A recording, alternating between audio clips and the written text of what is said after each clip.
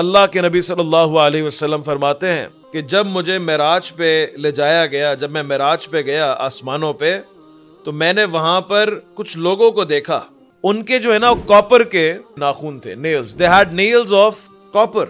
وہ اپنے چہروں کو اور اپنے سینوں کو نوچ رہے تھے، خراش رہے تھے، یعنی وہ اسکریچ کر رہے تھے. they were scratching their faces and their chest.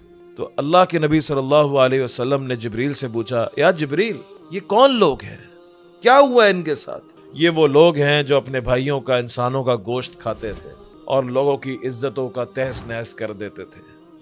سوچیں کیا عذاب ہے کہ ایک انسان کو a man is given nails of copper، یہ والے ناخن نہیں، اور وہ میٹل کے ساتھ جو ہے اسکریچ کر رہا ہو اپنے چہروں کو اور اپنے سینے کو، اپنی باڈی کو.